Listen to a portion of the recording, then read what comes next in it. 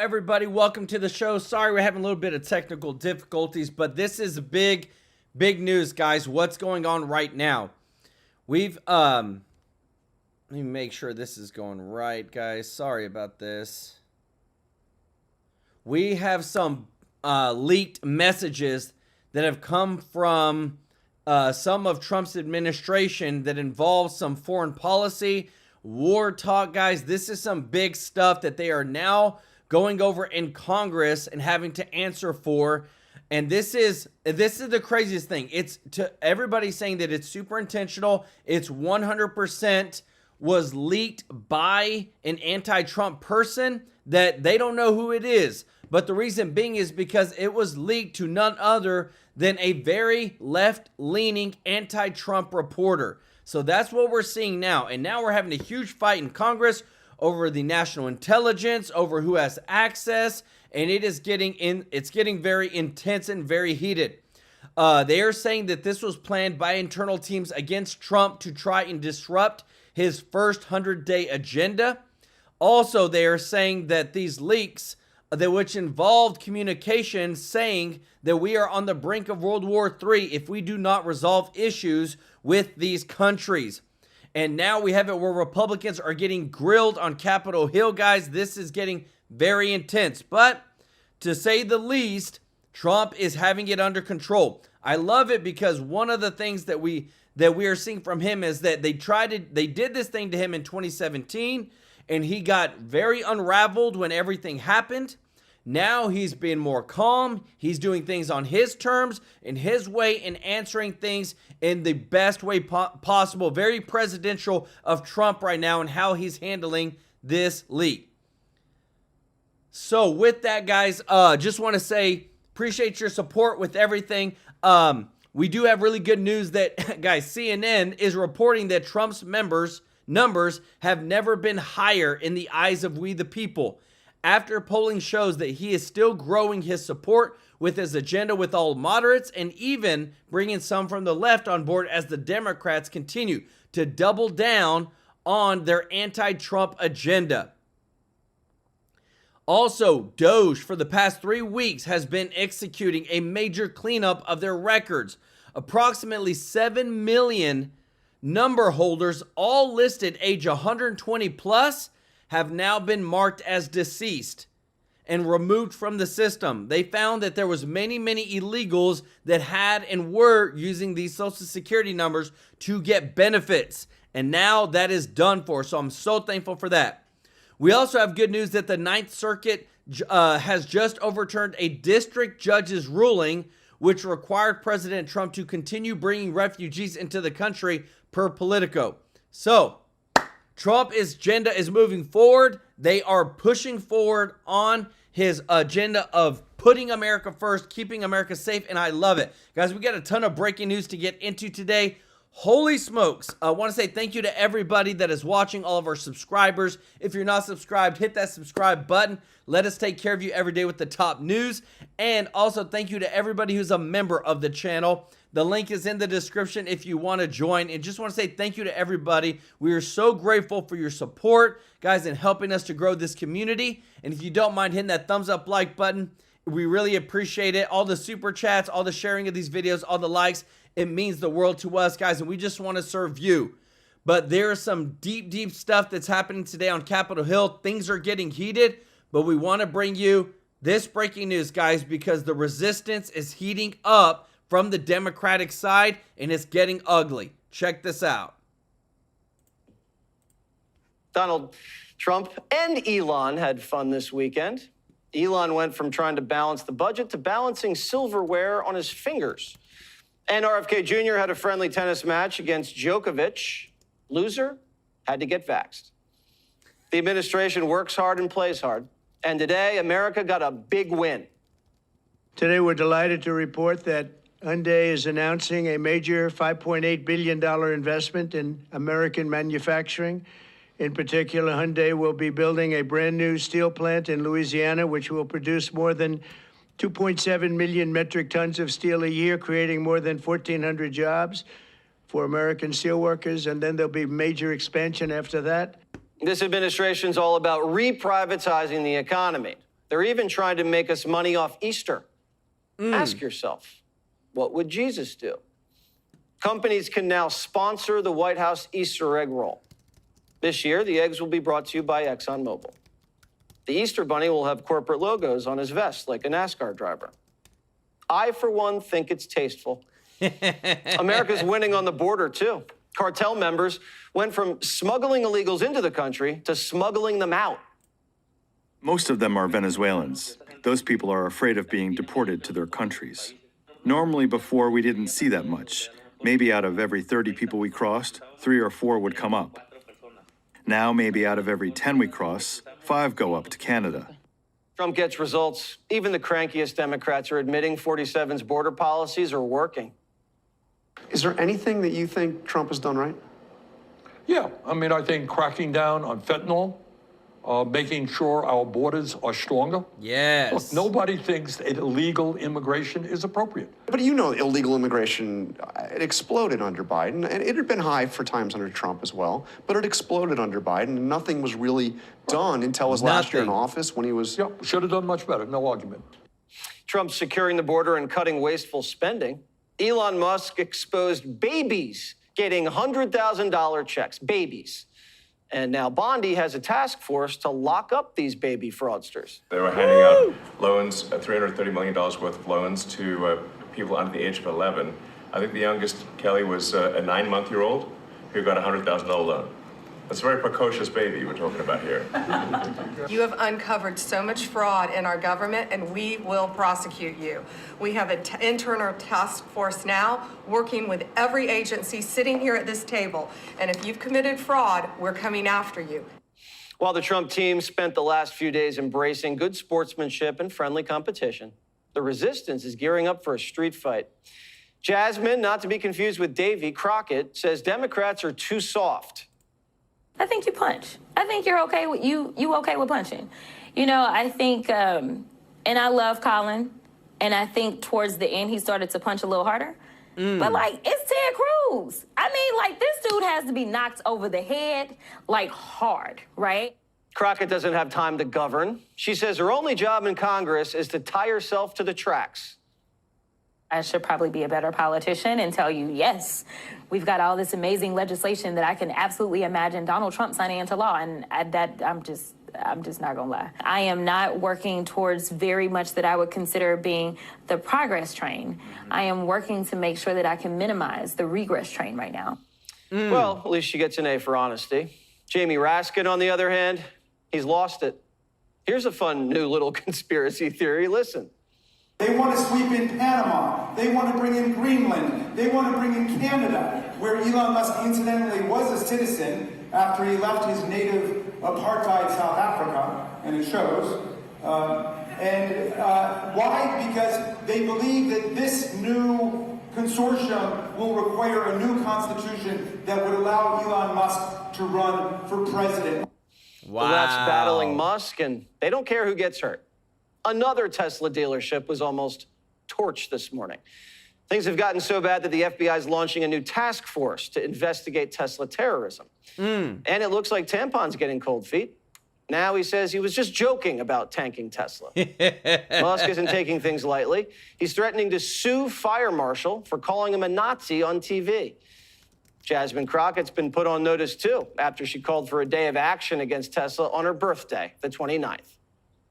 This is domestic terrorism. Boom. And Maria, now you have this Congresswoman Crockett who is calling for attacks on Elon Musk on her birthday. Let's take him. Oh, guys, and just so you know, breaking news, they've just filed for Jasmine Crockett to be censured in Congress. And I hope that it happens, guys, but they're now proceeding forth. If you appreciate this, guys, if you don't mind hitting that thumbs up like button, it is dang time that we get accountability with these crazy people. Out on my birthday, she says, yet she turns and says, oh, I'm not calling for violence. Well, she is an elected public official, and so she needs to tread very carefully. Not to be confused with Davy, not backing down. So Pam Bondi, if you have an issue with terrorism, maybe you should talk to your boss about locking back up those guys that he let out that participated in January 6th. She's attempting to get me to say, oh, I'm gonna be scared and I'm just not gonna say anything, because they are willing to literally break the law. Interim U.S. attorney for... Guys, let me tell you this. This is big stuff that's happening. There's lots of stuff happening on Capitol Hill right now, but this right here just broke literally minutes ago, guys. Representative Randy Weber has officially filed a censure resolution against Jasmine Crockett. And there is going to be a lot more, because they say even one against Chuck Schumer. They are all calling for these, let's go attack and let's do this. And even Mike Johnson came out today and said, we're going after Chuck Schumer because you cannot, as a leader, especially the Senate minority leader, say these things because people act in a violent way and they're causing harm on innocent people. This is your receipts, guys. It is about dang time that not only these people, they be censured, but they be investigated. What are their ties to? Want to say welcome to the family, Mary Nethers. Let's go. Y'all show Mary some love in the chat. We are moving big time today on these, the whole investigations over the group text, the leaked chats, guys. It is getting insane, but I want you to hear from the experts themselves over what's going to happen next, because again, investigations have already started. This is how big it's getting, and they're trying to disrupt the Trump agenda. Listen to this. Hold it. Not only did not stem the bleeding when General Flynn was let go in the first 30 days, it showed them that we could be, the attacks increased because they realized you wouldn't hunker down and protect your people, right? That was a huge controversy inside the administration about General Flynn, about hunkering down or letting Flynn go, which in hindsight, it was Mike Pence who threw him on I think it was a major mistake at the time. But so to put it in perspective, folks, on this resistance, last night, the White House decreed that the information about the terrorist groups were state secrets. I want you to explain that, Jack, because Matt Gaetz tweeted out right away, game over on this judge. Mike Davis is going to try to join us later this morning if we can fit it in. Davis is of the exact opposite. He thinks the judge just doubles or triples down. So they're trying to come at President Trump and President Trump's administration from every way and block what he's trying to do. The most significant thing he's trying to do overall is change geoeconomically and geostrategically. This is where the tariffs come in to the national security aspect. Totally change the existing structure of the world order from post-World War II to today that makes it America first and American citizens first. This is where they're coming after him as commander-in-chief. This hearing today is about shutting down President Trump's chosen team on the intelligence side, on information warfare side, and to roll it up and to get a couple of scalps. And this is what the Democrats are going to do, Jack Posobiec. 100%, Steve, and you and the War Room audience knows that we called this the nullification project back from 2017 onwards. They're trying to attempt to rerun the nullification play. They started this, by the way, with Rosie O'Donnell and others saying that Elon Musk stole the election, etc., but that really didn't go anywhere. They had the Tesla terrorists. Now they've jumped onto this one. They say this one's got some legs. This one we can point to. We can nullify Trump. We can get the judges to go in and have them shut down the executive orders. Then we can go on offense with a special counsel, potentially an independent investigation, et cetera, pick off cabinet members one by one. And what they want, Steve, is to create a situation where you've got the cabinet members fighting each other. Cabinet members, intelligence, the highest intel agencies here, the intel officers, they want that infighting to produce, like we saw in 2017, a culture where everything grinds to a complete halt and the agenda can't keep moving forward. That's what President Trump, and he's looking downfield. He understands that he was saved on the day in Butler, Pennsylvania, July 13th, when he was supposed to be, in his mind, he said this all over and over, that bullet was intended for him, that God saved him to continue this agenda, to do this work and perform this mission. And so that's where he's got his eyes on. And I think that that's exactly correct, and that he needs to put past all of this stuff in order to keep delivering on that agenda. And by the way, that That's the agenda that's got more America. Go look at CNN. They got the report up this morning that more Americans now believe that America is on the right track than at any other time in recent history. That's the agenda, the MAGA Maha agenda that this administration has put together. That's the tariffs, the restructuring of the world order, making it so that we're not going to be this global government anymore. Look, if there's pirates attacking the ships, of course you go after the pirates. That goes back to Jefferson, okay? That's simple, but that doesn't mean we're going to get into this World War III situation. By the way, that's the actual content of the conversation that I read yesterday. The this is the importance of this. They have a judicial insurrection, and President Trump, by calling what happened state secrets, they're ratcheting up to put down this revolt of the judiciary and try to nip it in the bud right now. What you're seeing is what this is giving a opening to is exactly the way they thwarted President Trump's first term, and that's to bring the deep state in. Now you're in the intelligence community, right? Now they can bring all the resources they have, all the embeds in DNI, CIA, DIA, this, and working in conjunction with this committee, right, and House Intelligence, which has all these demons on it. This is what the threat is doing, is bringing up, and this is why it's got to be fought. And I think President Trump to Garrett Haake, I mean, give me your thoughts on that. He told Garrett Haake this morning of NBC News, Waltz is a good man. He didn't really do anything wrong. He apologizes for it. He's my guy, and he's going to stick around. Thoughts on that, Jack Posobiec? On the deep state particularly, this is the opening of the deep state. You got a judicial insurrection with the courts. We know these radical Marxists on that. Now you've got the deep state. It's going to be a pincer move on President Trump and the administration. Well, Steve, I think it's exactly that. I think he's remembering the 2017 experience when, very similar way, you had people come from places like the Atlantic who were completely and intrinsically involved, intimately involved, when you talk about Anne Applebaum with the deep state. She's very intimately involved. And with Sikorsky and Mr. Radek over there, that he remembers what happened when he fired Flynn in 2017 and how everything spiraled out of control after that. Mike Pence, by the way, playing a huge role in the firing of Flynn. Mike Pence lying to Trump about what Flynn had said to him regarding the Russian ambassador. So it was Mike Pence playing the role, the Judas role, even all the way back in the early days of the administration. So I believe that Trump understands that, and he's looking at this as a fastball that's coming at him. He's reading the stitches on the fastball and saying, wait a minute, they want me to swing at this. They want me to react. I'm not going to react in their time. I'm going to react in my own time. That being said, look, you got to be more careful with your ComSec. You've got to understand the situation. You can't have this stuff going on where reporters are coming in on that. We all understand that. But what's potentially the bigger threat? The bigger threat is that the MAGA agenda goes off the rails the way that it did in 2017.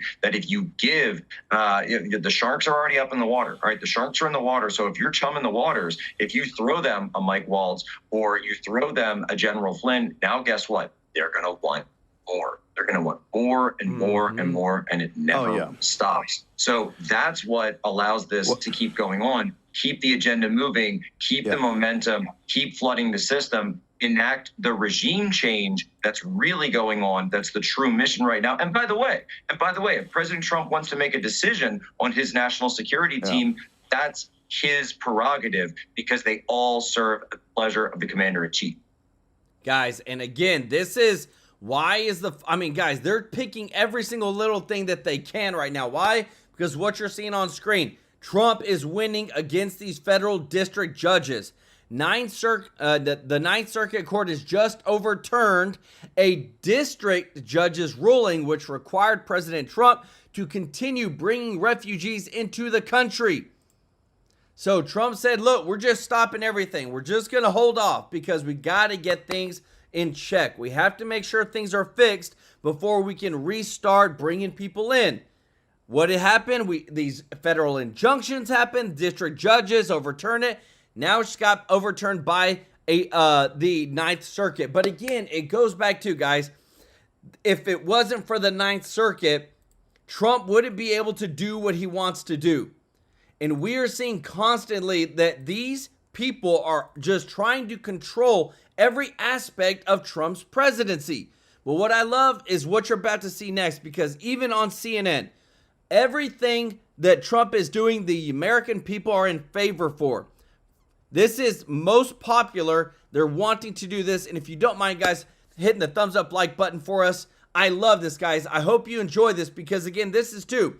CNN can't help it. The numbers are the numbers that people support Trump. Check this out. I think sometimes it's important to do a little bit of reality check and take a little different spin at the numbers. I'm going to do that right here because all we talk about is how unpopular Donald Trump is. But in reality, he's basically more popular than he was at any point in term number one, and more popular than he was when he won election back in November of 2024. What are we talking about? His net favorable rating right now comes in at -4 points.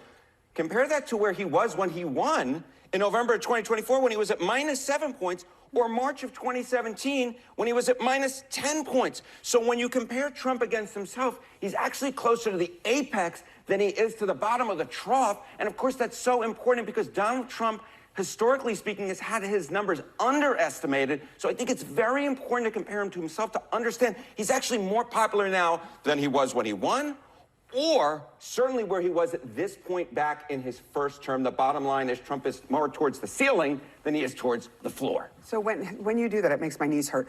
So when you look at this compared to sort of historically, what does it tell you about the percentage of folks that think the country itself, with him at the helm, is on the right track? This, I think, is rather important because, again, if the polls have historically underestimated Donald Trump, what is a metric that might get at understanding at how popular he may actually be? So let's take a look at the percentage of the country who say that we're on the right track. It's actually a very high percentage when you compare it to some historical numbers. What are we talking about? According to Maris, 45% say that we're on the right track. That's the second highest that Maris has measured since 2009. How about NBC News? 44%. That's the highest since 2004. Wow. The bottom line is the percentage of Americans who say we're on the right track is through the roof. And if you were to compare it to when presidents have historically been reelected, of course, Trump is not constitutionally eligible to run for re-election, but I think it sort of puts it in perspective. 42% of the country says the country is on the right track when the incumbent party is re-elected. And also keep in mind, back when Kamala Harris lost and the Democrats were turned out of power,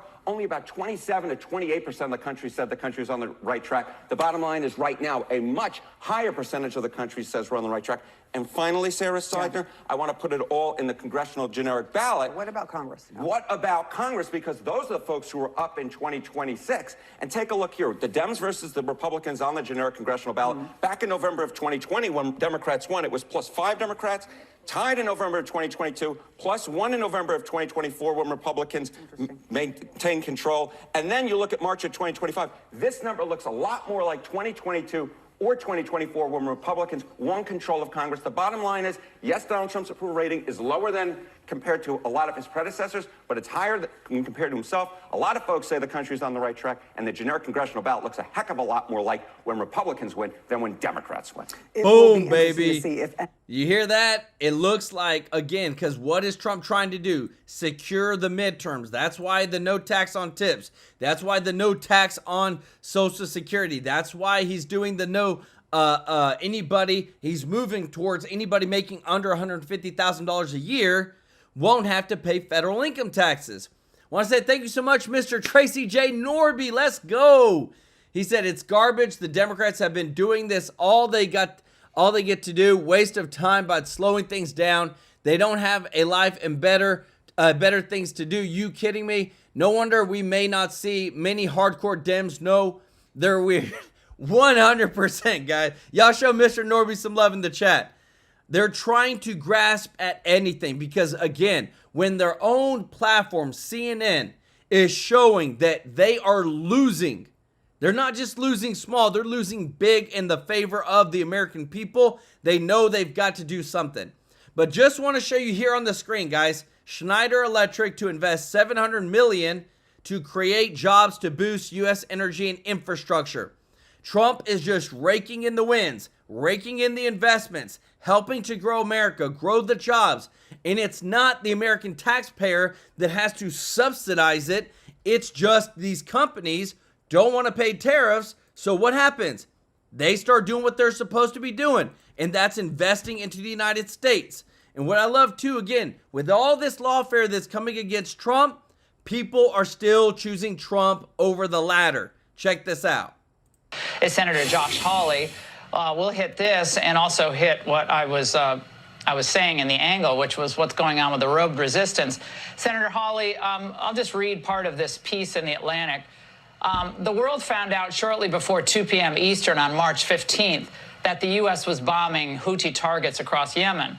And this reporter, Jeffrey Goldberg, writes that I, however, knew 2 hours before the first bombs exploded that the attack might be coming. The reason I knew this is that, again, this is the article in the Atlantic, that Pete Hegseth, the Secretary of Defense, had texted me the war plan at 11:44 a.m. The plan included precise information about weapons packages, targets, and timing. Senator, your reaction to this? Well, I thought what the Secretary of Defense just said, Laura, was an outstanding statement. And listen, I mean, we don't know how much of this is accurate or not, but it looks like even if everything the Atlantic reported is true, it's the president's advisors discussing among themselves options they might recommend to the president. And nobody can deny the success of what the president is doing here, which is what Pete Hegseth just underscored. And this is what the leftist media is reduced to. They can't argue with the policies which the American people support. They can't argue with this new demonstration of American strength that is keeping Americans safe at home and abroad, and so now we're griping about who's on a text message and who's not. I mean, come on. Yeah, well, it's about, you know, the left all afternoon was going crazy about this is another example of compromising national security with classified information, of course, forgetting Joe Biden's holding documents near his Corvette and being given special treatment and how we could go recover those. So none of that's mentioned. But, you know, this is an extension of what we were talking about in the angle that I did not quite finish. But the resistance that Trump is coming up against, Senator, in the courts. We went through 3 cases today, various cases. One a Maryland district judge, one a D.C. district judge, and another Democrat appointee on the transgender issue in the military. But this is a well-funded effort, and it's met with some success on key administration policies. So my question to you is, I understand you have legislation in the works that could address some of the issues that are plaguing this administration coming out of what are activist courts and an activist agenda. Absolutely. The key thing to do here, Laura, is to end the ability of these district courts to abuse their judicial authority by issuing these so-called nationwide injunctions. Laura, I don't think they have that authority, properly speaking, under the Constitution, Article 3.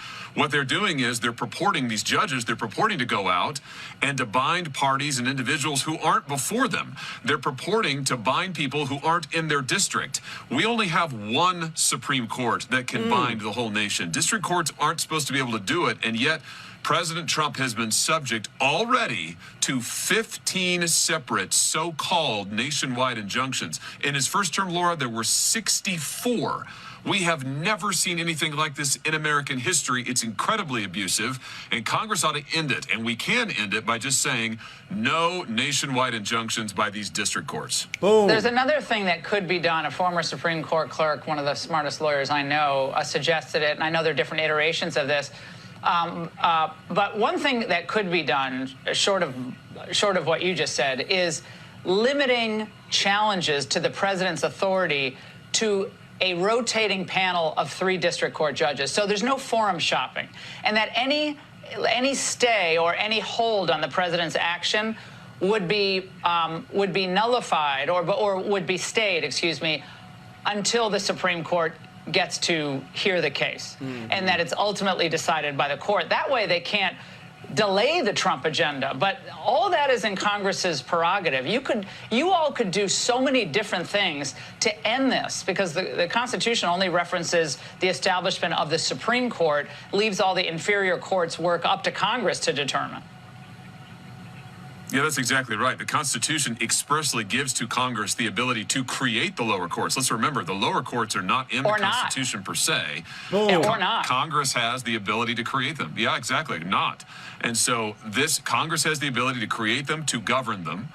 And this is why I think we ought to just eliminate the power of I don't believe that under Article 3, these district courts even have the power to issue these nationwide injunctions. I think it's abusive.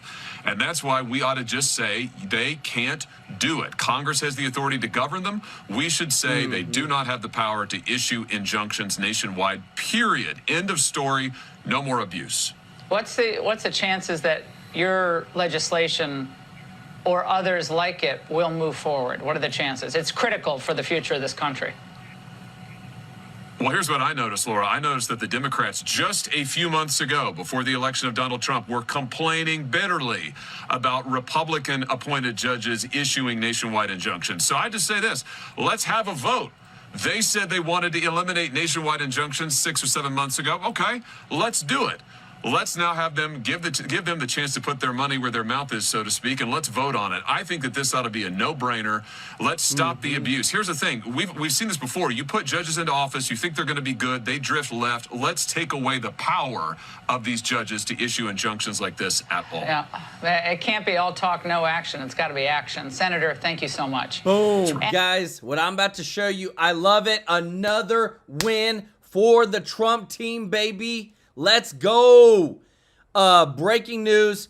President Trump and Elon Musk, DOGE just scored a win over the activist judge who tried to force them to reinstate USAID. Right here, the Fourth Circuit just halted activist Judge Chong's order, which required DOGE's access to much of the USAID be suspended. An expanded ruling could come later this week, but as of now, the appeals court is pumping the brakes on this judge's BS ruling. Guys, this is amazing. Again, just what you just heard, Holly. If you appreciate this, guys, if you don't mind hitting that thumbs up like button, I am so happy about this. Why? Because we're seeing that Trump's agenda is moving forward, but that these judges just can't come out of nowhere and make just blanket orders for the entire nation when they're literally district judges, and there's over 800 of them. So how is it that any district judge out of 800 can control the entire nation's policy? That's what they're ruling against now. I love it. Thank you so much, Ava Benar, for the super chat. Let's go. Y'all show Ava some love in the chat. Mr. Tracy J. Norby, let's go. He said, I wish to thank everyone who can show the love and support to this channel and its family that supports the truth, expose the evils of tyranny and desire to get the waste out, fraud out, the politics. Let's go. Y'all show Mr. Norby some love in the chat. Guys, this is great news. This is the second one. This is the second one that because remember, I showed you earlier that so that was the Fourth Circuit that just overturned a federal district judge's order. And then earlier, we showed you the Ninth Circuit overturned another district judge's ruling. This is amazing, amazing news. Trump's agenda is moving forward, and we're not being beholden to a single district judge out of 800 plus. This is phenomenal. I love it. Let me know your thoughts in the comments, because again, too, the more and more that we move forward, this is becoming America First, Trump's version. The Democrats hate this type of America. Watch this. Jet, you notice that they're all young men. Many are said to be Tren de Aragua, but this flight met no legal challenges, as these deportations were not done under the 1798 Aliens Act that the president tried to use a couple weeks ago. These were the culmination of a much slower process that our many activist judges want to use to hamstring this administration from achieving its mandate, which is deporting the millions of people just like them behind me that Joe Biden illegally brought into this country. It is rather interesting that after creating an app that these guys could use to seek asylum with, an app on a phone for an asylum seeker to have a smartphone, and then when Biden and Mayorkas sent jets out to pick up illegals in other countries, that these judges, like Judge Boasberg in this case, were so silent as that all went down. The insanity of flying to go pick up people that clicked asylum on an app and bring them back into the country. That didn't bother anybody, not one legal injunction. But simply the process of deporting the very worst and most dangerous of what came in, the very, very worst, immediately elicited a lower court injunction that's being fought right now. The left fights dirtier. It is plain and simple. And today this all went before a 3-judge appeals court where Obama-appointed Judge Patricia Millett said this. There were plane loads of people. There were no procedures in place to notify people. Nazis got better treatment under the Alien Enemy Act than has happened here, where the proclamation required the promulgation of regulations, and they had hearing boards before people were removed. And yet here there's nothing in there about hearing boards, there's no regulations, and nothing was adopted by the agency officials that were administering this. People weren't given notice, they weren't told where they were going. Hearing boards. So that's the standard here for Judge Millett. And, you know, perhaps in the few cases where Nazis were found in the United States in the late 1930s and early 1940s, maybe she's right. But you know what we didn't have 80 years ago? We didn't have an open border with millions and millions and millions of people pouring into the country unvetted. So maybe there was time to have those hearing boards. Maybe that was more logical at that time. I wonder how different it would be if 10 million Germans all came into the United States right at the beginning of the Second World War. Might have looked a little different. She didn't really talk about that. Here was Tom Homan's response to her words. Well, that's, first of all, it's ridiculous. It's just another example of a radical judge saying something that's just disgusting, to compare anything to the Nazis. The Holocaust. We follow the law. Alien Enemies Act is clear. A law that was passed by Congress, signed by the president. We're following, unlike the last administration, we're actually following the law. What we did on those planes, we removed terrorists. MS-13 and TDAA were our designated terrorist organization. We removed terrorists. And to compare that any way whatsoever with Nazis is disgusting on every level. There you go. So this appeals court has one Trump-appointed judge on it. Remember, there's 3. One is a Trump appointee. Judge Justin Walker asked today, has a lower court ever attempted such a high-reaching injunction against a president's foreign policy and survived the appeals process? Take a listen. I'm wondering if you can point me to a district court TRO or injunction that survived appeal, that stopped an ongoing, partially overseas national security operation. For this court to sanction anything about what the government's doing, or even to say Judge Boasberg shouldn't have time to figure out what the process is so it's not an illusory ability to contest, without a factual record, I think that is probably short-circuiting the way the system should work. I mean, we're really talking about something extraordinary to name a gang rather than a foreign country. This was a wartime measure meant for war. Meant for war. Alleging the White House is trying to... Guys, you know what's hilarious is that Tren Aragua is in like 12 states of the United States, and they are committing horrendous crimes, and they're disrupting...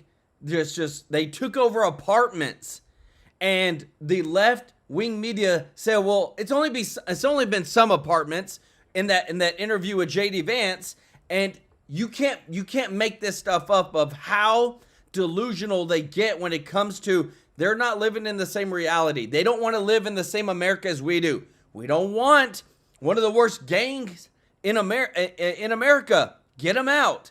Deport them. But yet, you see the Democrat left-leaning activist judges fighting for this.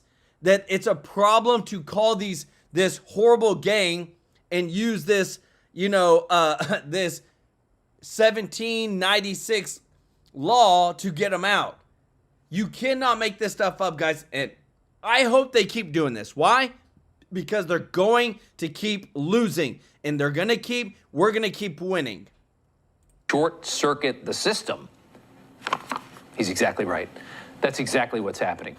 And it's happening because of what the last administration, Joe Biden and Alejandro Mayorkas, made the decision to treasonously just decimate the sovereignty of this country. So yeah, the system's got to be short-circuited. The usage of the Alien Enemies Act is the bold response to the egregious act taken by the previous White House. They started this. They decimated every normal standard and practice to bring in millions of unvetted, unknown people into a country. It was suicide by immigration. We had to sit here and watch it for 4 years because largely all these judges that care so much about democracy didn't care about any of that. The American people gave Trump the mandate to cut the BS and get them out. That's exactly what this last election was about. It was a lot bigger than any judge. And now we have Obama judges crying about the treatment of the absolute worst of those millions, feeding us lines about how suspected Nazis were given more due process. On Sunday, Tom Homan again here said everyone on those planes, everyone that was sent to CCOT in El Salvador, that prison, had been fully investigated. Well, the bottom line is that plane was full of people designated as terrorists, number one. Number two, every Venezuelan migrant on that flight was a TDA member based on numerous criminal investigations, on intelligence reports, and a lot of work by ICE officers. Well, there you have it right there. Pretty simple response to that. We're going to cut away just for a moment. We have Pete Hegseth in Hawaii. Guys, let me tell you this. As we keep pushing deeper, I got two big things that have just happened. Today is huge, guys. I love this. I love how much breaking news we're getting, literally on stream, that I'm not going to wait. I'm just going to tell you, and I hope you appreciate this. If you don't mind hitting that thumbs up like button, guys, thank you so much for your support. This is insane. Breaking, Wyoming becomes the first state to require proof of citizenship for all elections.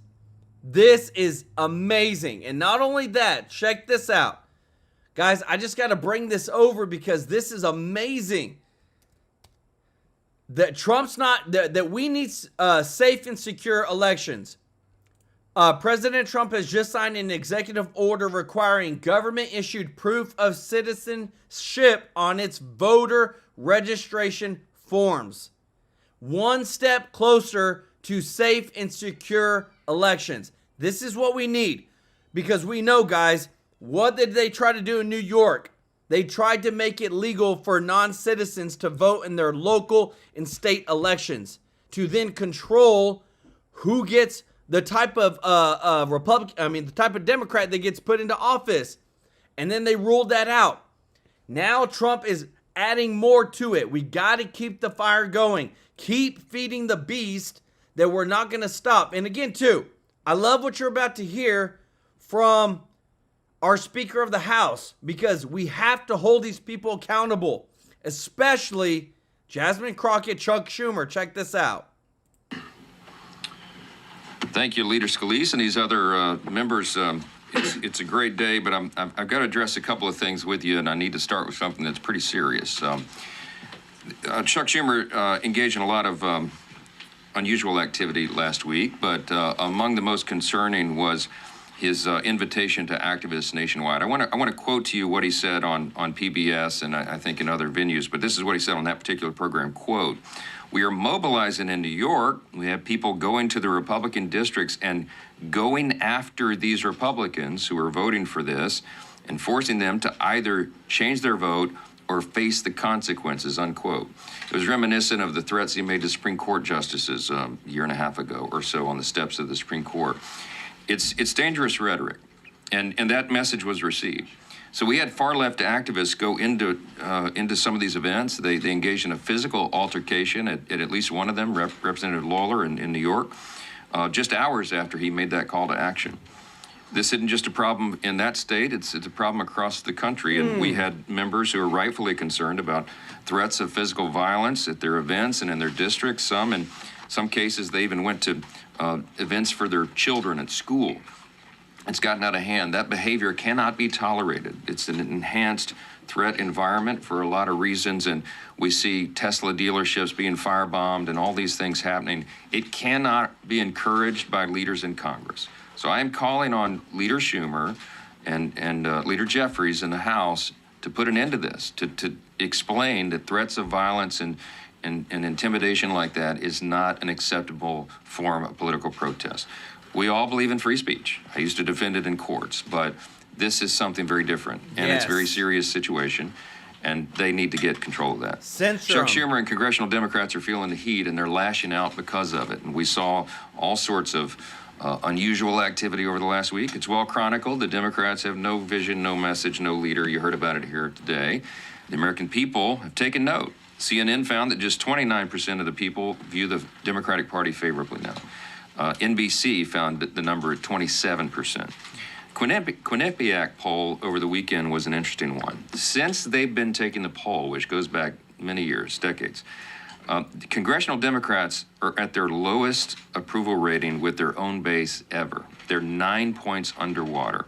What's really interesting about that, Politico did a piece on this, and they contrasted where the Democrats stand and where we stand. While they're at their lowest number of all time and they're 9 points underwater with their own base, congressional Republicans are at our highest mark ever, and we're at plus 69 points with our own base. That's a pretty stark contrast. And I think we all know why. Axios reported yesterday that Democrats are, quote, in their deepest hole in nearly 50 years. This is not a mystery. Everyone understands what's happening and why. In their haste to oppose President Trump in our efforts to make government more efficient, Democrats are cutting off their noses to spite their own face. Look, I've made a list of this. They're cheering the decline of an American company which employs over 100,000 workers. They refuse to celebrate the return of stranded American astronauts because SpaceX facilitated their return. Without a hint of irony, they're trading in their electric vehicles for SUVs, as was noted earlier. Right? They publicly refuse to stand for a childhood cancer survivor, victims of violent crimes during President Trump's joint address. Their message has gone from, it's more than just anti-Trump now, it's anti-American. Yes. And everyone sees that. And the polling reflects it. The American people are not stupid. They understand what's happening here. We have a word of advice to our Democrat colleagues. If you want to pull yourselves out of the wilderness and the doldrums that you're in, get on board with the American people who support our common sense agenda. It is common sense to keep men out of women's sports. It is common sense to secure the border and deport dangerous illegal aliens, as you talked about earlier.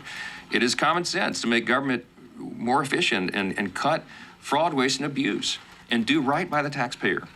We are not doing these things because they're Republican priorities. They are priorities because it's the right thing to do. And the American people want the right thing to be done.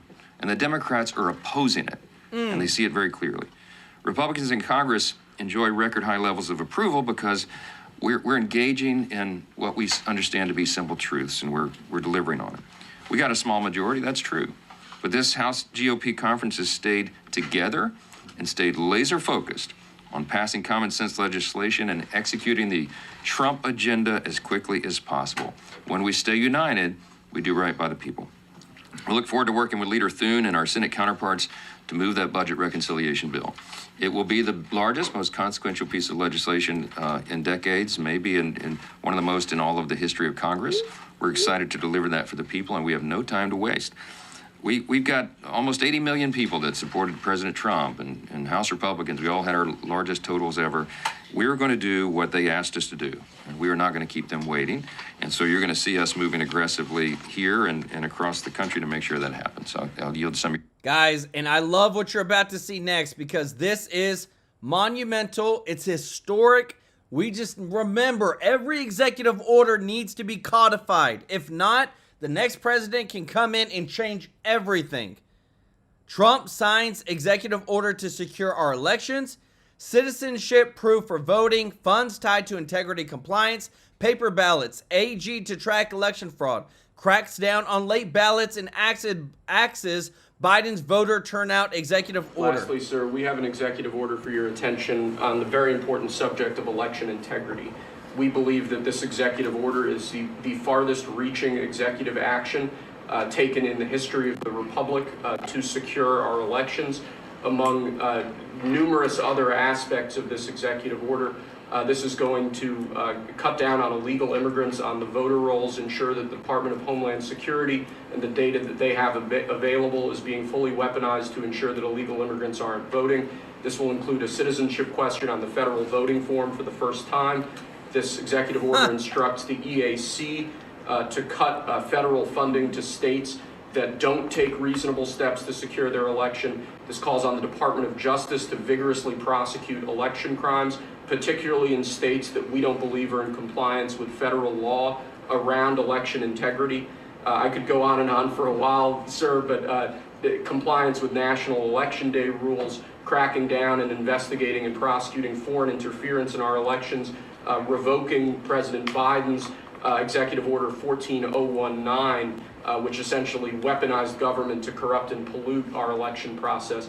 There's a lot in here, but we believe that these are very important steps that we need to be taking as an administration at your direction to ensure that our elections are as secure as they possibly can be. Okay, you all understand that? Yes. Election fraud, you've heard the term. We'll end it, hopefully.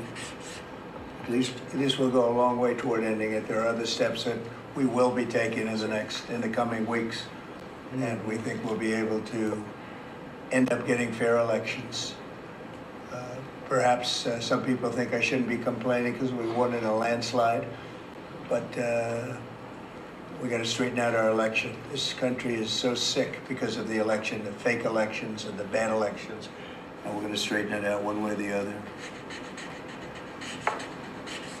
Let's go. And it's an honor to sign this one. To sign all of them, but to sign this one is a great honor. Guys, this is big. Now, again, big thing on codifying all these changes, because if we don't, then we're not going to see them stay permanent. And we need a lot of this stuff to be permanent, because once it's codified, it's a lot harder to undo it. Thank you so much, Gene Copez, for the super chat. Let's go. Said Jasmine Crockett hating Musk reminds me of Herodias of the Bible. She wanted the head of John the Baptist on a platter at another birthday celebration, and she got it. Matthew 14:8. Gene, you know what's so crazy? I literally read that this morning. Literally read that this morning. That was in my scriptures reading. Y'all show Gene some love in the chat.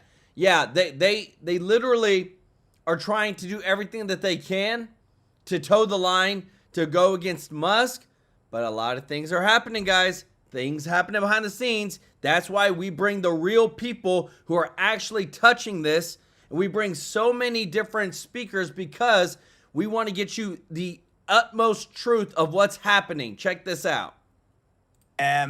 This was what every Democrat wanted to talk about, and obviously this is what so many people are talking about. The official White House opinion on this, President Trump says he has full confidence in Mike Waltz, and Carolyn Leavitt has been out with details about what was going on, saying there was zero classification inside of these signal chats. You know, how did this journalist get added? This guy is a obvious hoaxer who's a real scumbag. We don't like Jeff Goldberg, but like, I don't even have his number. Yeah. I mean, I talk to journalists all the time. I don't have his number. I've never spoken to him as far as I can recall. If I have, he didn't make much of an impression on me. But I don't know. And because there's currently a hearing, I'm not going to speak to that. I'm going to let them address it. I will say that, you know, we have heard testimony for your listeners that have been watching that said that there is an appropriate method used for some communications. This is an approved way. I don't know how he got added or what happened there, but I work with Mike Waltz. I work with the individuals that were on that group every day. We also heard from Ratcliffe that this was not top secret. They try and spin things and say, oh, there was a CIA agent named. Well, he's not an undercover agent. And actually the name was so that they could refer to High Side, which is our system to have top secret communications outside of those that we, so it's just, I'm going to defer to the testimony, but I'll say this is a lot to do about nothing. And at the same time, the narratives and their excitement to have this whole orchestrated, oh my God, like, you know, nothing leaked before. We saw that this was something that happened. They're going to answer those questions. Unlike the last administration, they're not avoiding answering questions. They're sitting in front of these individuals. They're going to get berated and do what they do best and make a TV series about the White House. But, you know, things happen and we'll see what they say. I'm not really concerned about it, to be honest. Yeah, it's like, again, you're sitting here in the fake Oval Office. The DOJ said that Joe Biden was mentally incompetent and incapacitated and couldn't stand trial, and nobody cared. And nobody cared. Nobody cared. Real problems. Like, we didn't have a sitting president. We had somebody who was mentally, not doing well. I mean, that's being polite, frankly. His mental decline was evident. People hid it from the American people, and he was running our great nation. But you want to make a signal chat about, with high-level officials, a massive thing. I mean, there are leaks, by the way, all the time. That is part of the world that we live in. And I just see this as another showman's thing by the Democrat Party, who, by the way, needed something to have because they've been losing tremendously. I mean, their best bet right now is AOC. That's where their team has gone. So, I'm not surprised that they're taking this to another level. That's what they like to do. AOC, and I mean, don't miss the rising star, Lena, Jasmine Crockett. Okay, Crockett. Yes. Crockett. What is she doing? The best was, did you see, Benny, that she said, they asked her what she was working on? Like, in your job, what are you working on currently to advance your constituents, to advance the American people? What are you actively working on? And her response was nothing. I know it's not political for me to say this, but I'm not working on anything other than stopping and trying to be a pain in the neck and doing TV shows, which are really, frankly, ruining her brand, if she had one. And then that's what you literally said. You're not doing anything but trying to stop and be a curmudgeon and a pain in the neck, and it's insane. I mean, the things I'm seeing are insane. I mean, was she part of was she the one dancing down the halls? Was that her, that they not like us thing? Yes, that was her. That's right. Lovely. That's what we want to see from our people. So she's danced into my feed over the last couple of 12 hours by one threatening Elon Musk, saying she wants him to be taken out for her birthday present. I hope she tries that. I hope she tries that in the state of New Jersey. Okay. Next week. Try that. Okay. Let's go there. I mean, are you going to allow Tesla dealerships to be burned to the ground and for people who are purchasing these products to be harassed? It does seem like a massive civil rights violation, right? Like, isn't this targeted? This is clearly targeting, and it's bigoted. It's terrible. What Elon has sacrificed to be here, I consider him a friend, and I'm disappointed in the American people. Their behavior is inappropriate and, frankly, illegal if you're going to start spray painting and defacing and targeting Teslas. It's ironic to me that the left-wing media used to say, we're ruining the environment. We should all be driving electric cars. Everyone's buying a Tesla. And now the man is cleaning up the economic issues and fraud here in this country and taking money out of those same people, those same politicians' pockets, because they were funneling them through different angles and different avenues that he's exposed.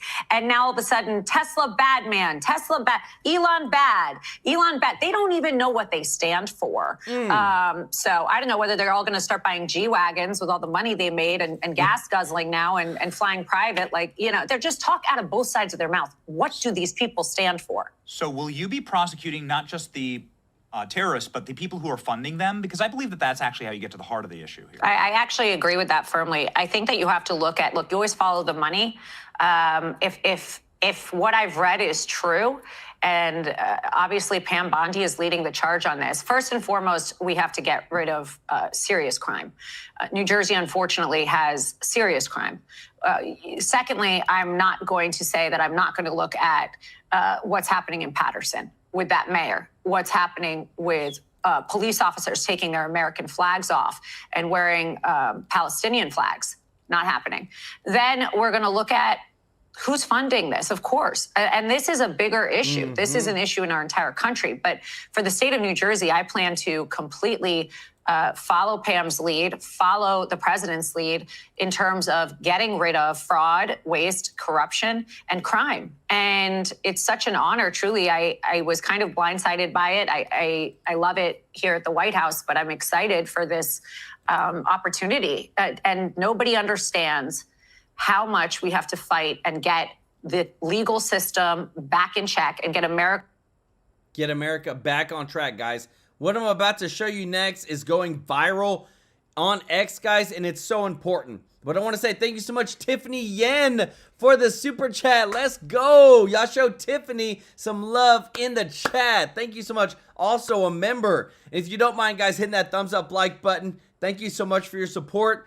This is 100% what's going on, guys. What you're about to see is why I'm, honestly, at this point, I'm not putting my kids through public school because of this right here. Check this out.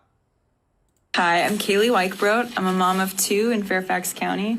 This is my oldest.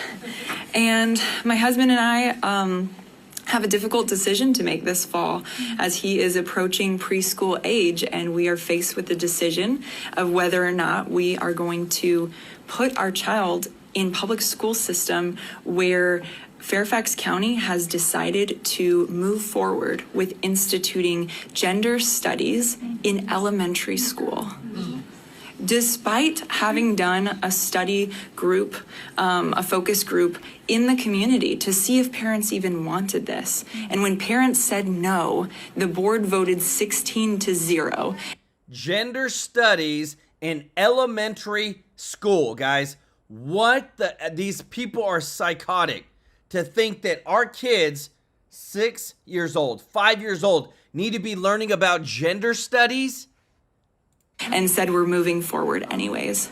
This shows clearly that they see parents not as partners, but as an obstacle for their agenda.